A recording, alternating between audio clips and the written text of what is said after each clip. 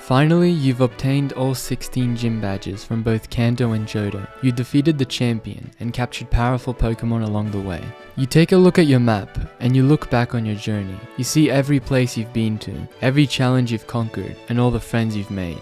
You've done all there is to be done. But as you take one last look at your map, you notice something. There's one last place you still haven't gone to. The legendary mountain, Mount Silver. And so you prepare for your last adventure, to travel to the last place you have yet to conquer. You feel a rush of determination to climb to the top of the mountain and become the strongest trainer of all. With your team by your side, you can't lose. And so you begin your climb at the foot of the mountain, traversing the thick canopy of trees and bushes on the way to the entrance. Once inside, you're greeted by endless caves. Strange Pokemon roam at every turn, and as you climb higher and higher, the journey becomes more difficult. The weather grows colder, the terrain more treacherous, and the Pokemon more powerful. Finally, after days of traveling, you reach a cave opening. Your journey has come to an end, and so you heal all of your Pokemon and walk through. At the pinnacle of the mountain, you see a trainer, staring off into the mountains. You instantly recognize him. This is the trainer that was said to be the very best. And so you approach, knowing that this was the moment you had been working towards your whole journey. There's no feeling like your battle against Red in Heart Gold and Soul Silver. Out of all his appearances in the series, none of them are as legendary as this encounter. Defeating this trainer proves nothing to anyone else. There's no badge, no champion trophy. The only person you're proving your strength to is yourself. The topic of this video isn't simply about Red though. And as cool as this encounter is, it's not enough to make Heart Gold and Soul Silver into the best games. There's a lot of other reasons as to why HGSS is a masterpiece. By the way, I'm going to be referring to Heart Gold and Soul Silver as HGSS in this video, since it gets repetitive to call it by its full name all the time. So anyway, I'm glad you're here. Grab a snack, sit back and relax while we travel back to the Johto region. And by the end of this video, we'll find out why these games are the most complete experience of Pokemon. We begin our journey in a quiet town of Windmills. This is where we pick our starter and begin our Pokemon adventure. Everything goes smoothly until we see a strange person standing outside the professor's lab. A boy by the name of Silver. This trainer will soon be our rival, and he's an interesting one. In fact, he's the most interesting rival from any Pokemon game. Not because he acts tough or because he has a strong team. No, there's something else about Silver which sets him apart from the other rivals. A character arc for your rival isn't something that's often done in Pokemon. Not even Blue had a proper character arc in the original games, and that's what sets Silver apart. If you've played these games, you know that Silver is antagonistic towards you and often cruel towards his Pokemon. His personality is definitely off-putting, but he isn't evil. The reason why he's cruel is because in a special event it's revealed that Giovanni is his father, and you can imagine how having a mafia boss as a father would affect someone growing up. All Silver knew was a life of crime up to that point. And on top of that, Giovanni abandoned him after leaving Team Rocket. Anyway, from the start of the game, Silver is the most interesting rival in terms of personality. He steals a Pokemon from the professor, pushes you out of the way and leaves. This behavior isn't what makes him a great character, but it's because he grows and changes throughout the story as he realizes what's truly needed to become a great trainer. After losing to Lance and the player multiple times, Silver realizes that he needs to treat his Pokemon better. He realizes that it's not simply about the end result, winning the battle, but about the process in which he takes care of his Pokemon that will truly make them strong. During the post-game, when we talk to Silver again, we find out that he's finally started to care for his Pokemon. He tried to return the starter he stole from the professor, but Professor Elm could see that Silver cared for his Pokemon, and so he let him keep it. At the end of the game, Silver's Golbat also evolved into a Crobat, which only happens when it has a high friendship with its trainer. This is a nice character arc, which is different to the usual friendly rivals. Silver's backstory improves his character, and when you put it into context that he came from a hard place, his arc shows us that we can overcome our problems and grow as people, no matter where we came from. Silver's character is a part of the games which really shines, but as you know, Pokemon games aren't only about your rival. They're a small part of the game, and if we were to judge a Pokemon game only by its rival, it's like saying you like a city just because of one building. Since we've gotten fully into the video now, let's move on to the Johto region, its atmosphere, the towns and landscapes. Johto has a unique atmosphere which is reminiscent of traditional Japanese culture. In my opinion, the graphics of HGSS are the most stylized out of all Pokemon games, and they give it a unique look which you can recognize instantly. So what do I mean by stylized? By stylized, I mean good art direction, where everything's consistent and works together in harmony. It doesn't mean having the best graphics, but having an identity which keeps consistent throughout the game. The scenery is beautiful in every area in HGSS. There isn't a route or a town which feels underwhelming, because the region design is consistent. The towns and cities are vibrant and there's life everywhere. The day and night cycle makes walking in the same places feel completely different. It's literally a night and day difference. The design of the region also makes it feel like there's a lot of untamed areas and locations with rich history. There's even folk tales about places like Ilex Forest, the Burn Tower, and Bell Tower. Something that's impressive about HGSS is that entering new locations also brings up a pixel art preview of the area. These illustrations are pretty cool and they've got a lot of attention to detail. Not only did they make the pixel art for all these places, but there are variations for morning, midday, afternoon, and night, showing the different Pokemon you can find at different times. Look at the previews of Ilex Forest for example. The different artworks change the mood of the place completely. Location previews were originally added in Fire Red and Leaf Green, but there was only a single cover art for each location, regardless of the time of day. This was a feature that HGSS took and improved upon.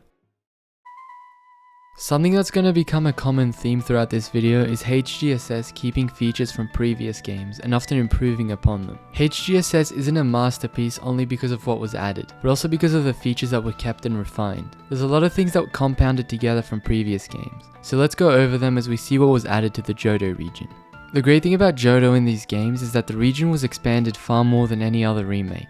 2 completely new areas were opened up to the west of Johto, where there are new routes and most importantly where the Safari Zone made its return. The Safari Zone was missing from the original Gold and Silver games, but here it was added in a new location, and it's been completely revamped. Outside the Safari Zone, there's a bazaar with stalls where you can buy all sorts of items. Inside the Safari Zone, there's been an overhaul on customization which modernized the area and made finding Pokemon more easy. You can now choose the environment of the Safari Zone to search for specific Pokemon. You can change the ground to a desert, meadow, savanna, forest, etc. And you can even place objects within the Safari Zone to draw out certain Pokemon. The HGSS Safari Zone is without a doubt the best Safari Zone in Pokemon. You save a lot of time compared to previous Safari Zones, and you have way more control over what Pokemon you find. Speaking of previous games, the Battle Frontier from Emerald and Platinum also makes its final appearance in these games. Though it didn't get any updates since Platinum, it's impressive that it even got added into this game.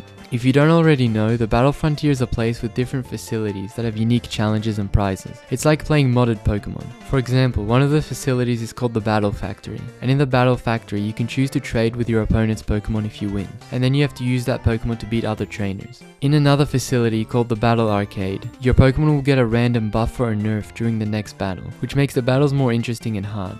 These are only just 2 of the facilities I mentioned, but there are 3 other ones as well. Once you beat enough trainers in a facility, you can eventually fight the Frontier Brains, which have insanely powerful Pokemon, with some of them having legendaries as well the second time you fight them. The best thing about the Battle Frontier is that the trainers are challenging and it has a ton of replay value. You can already begin to understand why people love the Battle Frontier and wanted to make a return. Another past feature which reappears in HGSS is the Game Corner. The removal of gambling in Pokemon was a good choice for the games, but HGSS handles it in a much better way than any other game. Replacing the Game Corner slot machines with a brand new minigame was something that they didn't have to do. They could have just closed it off entirely like they did in every other game. But they chose to keep the place as a fun area to go to by adding Voltorb Flip, which is a similar game to Picross and Minesweeper. So instead of deleting the Game Corner, it was actually improved from the previous games. And this is something that people point towards when they talk about how Game Freak should handle game corners by turning them into arcades. Something else that was improved upon is the Pokegear. The Pokegear in HGSS is basically like having a mobile phone in Pokemon. You can check the time, listen to music, view the map, and make markings, as well as show the locations of roaming legendaries. Most importantly, you can also have phone calls with other trainers. The phone call system was originally very basic in Gold and Silver, with only up to 10 trainers being able to call you. But in HGSS, you can have an unlimited number of contacts. If you don't want to talk to someone, you can also decline phone calls, and when you're ready you can call people to arrange battles. The fact that you can get trainers' phone numbers and call them for rematches adds a layer of realism to the game. You can even rematch gym leaders in the Elite Four. It's also great that you can even call up your mum and make sure she's doing okay, because in many other games you usually end up forgetting about your hometown. You can even send her money to save for you, which she can sometimes spend on items. Something less known about the Pokegear is that on certain days you can use the radio to listen to music from Hoenn and Sinnoh, and listening to these themes can attract certain Pokemon from those regions. You don't need to stay on the Pokegear either, you can just walk around in the overworld and listen to themes from other games. It's a cool feature which is exclusive to HGSS. So now you can see what I mean by HGSS building upon previous games. Many of the best features that were added came from older games, but that doesn't mean there's no completely new things. One new addition is the Game Boy Sounds item. This item lets you turn the music of the game into the original 8-bit soundtrack from Gold and Silver. This is something that goes above and beyond in terms of content, and it's extremely fun to play around with. You can see exactly how the sound design evolved since the original Gold and Silver, and it's cool to compare them.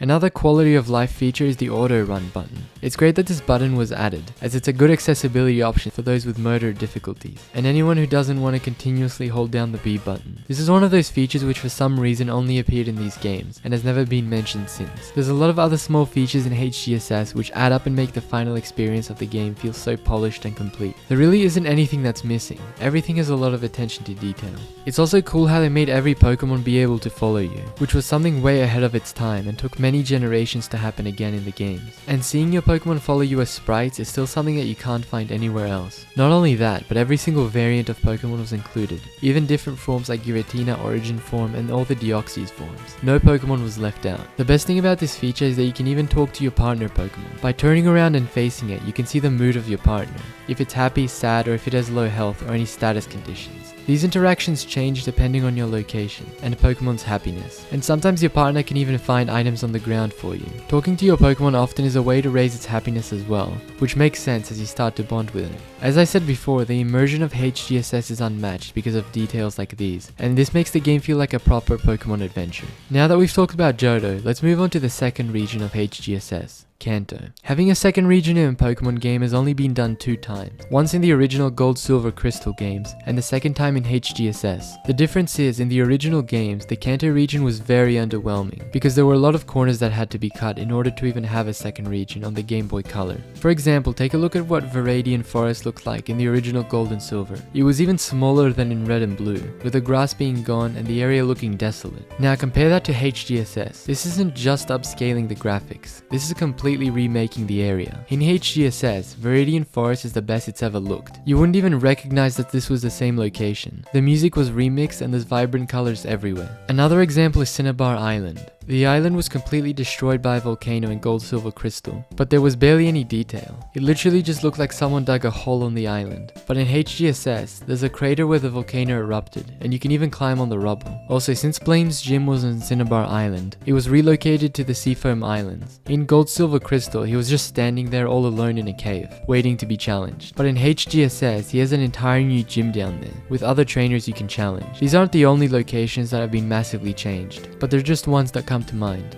As you can see, it's pretty clear what HGSS has done. Both Kanto and Johto in HGSS are not one-to-one remakes of Gold and Silver. It's not just the same game with upscaled graphics and new Pokemon. There's a lot of original changes which improve the atmosphere of the games. This is exactly what a remake should do. It should look to see what can be made better while still keeping the original ideas. In HGSS, Kanto was fully fleshed out to feel like a whole new region rather than just an add-on to a Johto game. That being said, the fact that you can even get 16 gym badges and 2 regions in a Pokemon game is still unheard of to this day, and sets HGSS apart from every other game. Technically, it's almost 3 regions in a game, because in a special event you can go to a place called the Sinjoh Ruins, which is located between Sinnoh and Johto. This is where you meet Cynthia and she talks about Pokemon mythology. Though most people won't ever experience this event, it's cool that it exists in the first place. There's also another special event where Celebi travels you back in time, and it's revealed that Giovanni is Silver's father. At the end of the event, you're even able to battle Giovanni. These events are great world building, but it's a shame that they're not part of the main story and most people won't ever experience them, because they're by far the most interesting special events in any Pokemon game. Back to the topic of Kanto, it's definitely an interesting experience since it's probably not the Kanto you know.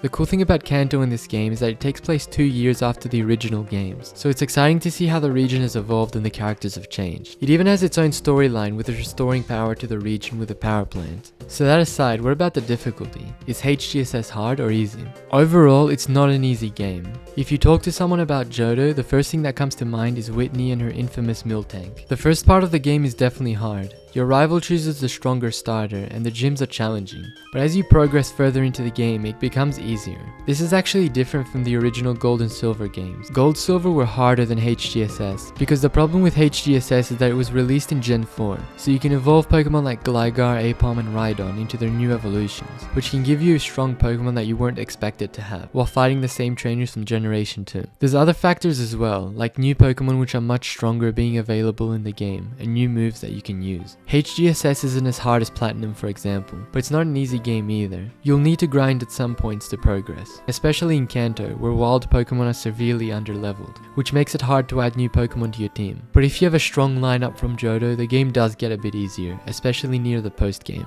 Before talking about the post-game, I want to mention something else that was added to this game, or rather something that came with the game. The device known as the Pokewalker. The Pokewalker was the original Pokemon Go. It came with every copy of HGSS, and this was something that no one knew they needed until it came out. The Pokewalker looked like a small Pokeball, and you could transfer your Pokemon from HGSS to it. Once they were in the device, you could then walk around with them in real life. The Pokewalker counted your steps, and the more steps you had, the more things you could do. You could even catch Pokemon and get items with it, which you could then transfer back to HGSS. I won't go into too much detail about the Pokewalker, because if you're playing HGSS these days, then you'll probably never use it. But it's cool that this was included with a box when the games came out. They didn't have to add a whole other device, but they did it anyway. It's clear that every single ounce of value was put into this game, and it's not common to see a remake stay so faithful to the original while taking on new features so effortlessly. It's always a challenge to remake a game, and HGSS is an example of how to do it well. When remaking a game, do you change a lot of things? Do you keep it faithful? Well, the answer is that whatever you do, it should feel like it was always in the game. It should feel natural. That's what HGSS has done.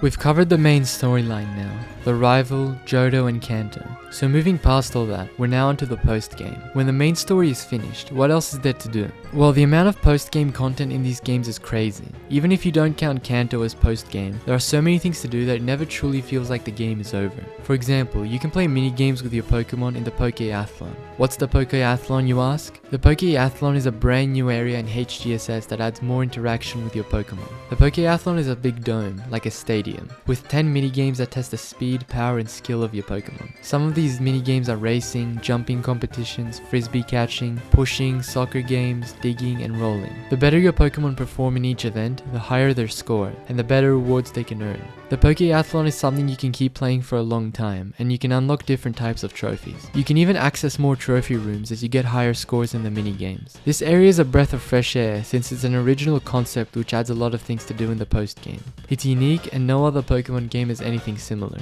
The Pokeathlon aside, you can also hunt roaming legendaries. HGSS had the highest number of legendaries you could catch for its time, with 19 being in the game. Traveling around the two regions and finding them is its own adventure, with many of the legendaries being hard to get to and in obscure places. Not Zapdos though, for some reason it's just hanging around. The Suicune quest from Crystal was also added into this game, where you and Eugene track Suicune throughout Kanto and Johto. It's fun to hunt for it and it's rewarding when you finally catch it. You can also talk to Champion Steven and get the Hoenn starters, as well as talk to Professor Oak to get the Kanto starters. There are also daily events like finding swarms of Pokemon, playing the lottery, guessing Buena's password, and the Goldenrod underground shops which appear on certain days. There are even weekly events. One of them is finding Lapras in Union Cave every Saturday, and another one is watching the Clefairy dance on Mount Moon every Sunday night. The bug catching competition also opens every Tuesday and Thursday, and you can board the SS Aqua ship every Wednesday and Sunday. There are so many other things you can do, like collect Pokeball seals, which are special effects for your Pokeballs every time they open in battle. This was something from Diamond and Pearl which was luckily added to HGSS, and it's a nice feature to have. You can also collect apricorns, which allow you to make your own Pokeballs. These aren't all that important, but it's a cool touch that you're able to make Pokeballs without having to buy them. You can also blend the apricorns to make your Pokemon perform better in the Pokeathlon. As you can see, it's hard to fully describe everything you can do in these games, because there's so many options. The game doesn't completely stop once you finish the main story. There's always more things to do, not including online connectivity, which HGSS did have in the past. The game is endless in the sense that you can always continue to grow. It may be the end of the story, but it's not the end of your adventure. The way that HGSS is made makes it feel like things are always happening in the background, even when you're not there.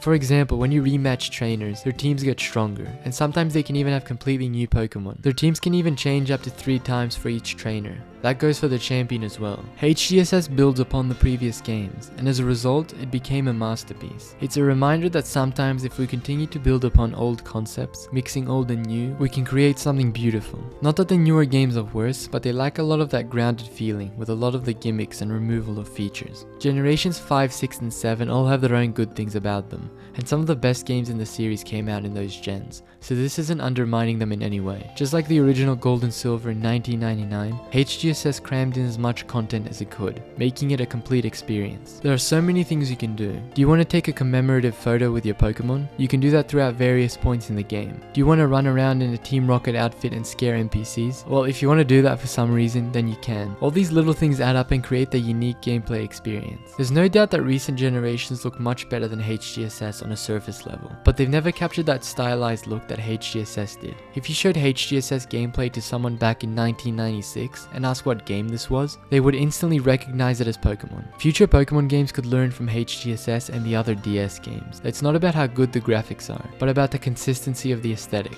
To summarize, HGSS draws you in because it has a charm which gives it a familiar feeling and makes it unique. There's a sense of belonging as you play this game, like you're fully immersed in the Johto region. The game has identity and it sticks to it. You can feel that nothing is held back, and the game is fully completed with all the features it needs. We've now discussed the entirety of the games. We went through both regions and the post-game. There's obviously a lot more things you can do, which I can't mention in this video because of the sheer amount of content in HGSS, but I hope I can at least get you to try these games, or if you've already played them, remind you of what made them so great in the first place. The first 4 generations of Pokemon were built upon each other, and the end result of all that was this masterpiece. The combination of features from previous games and the improvements that these remakes brought is the reason why they're the most complete experience of Pokemon. HGSS was the game that perfected the stylized design choice of Pokemon. It's the complete experience of the classic Pokemon era. If you want a game with static sprites and the classic Pokemon adventures, then HGSS is the game that perfected the formula. And by perfected, I mean as close to perfect as a game can realistically be. It's a masterpiece, but I'm not saying it'll be your favorite game. Different people will get different amounts of enjoyment from it. By the way, this whole video isn't just my nostalgia talking.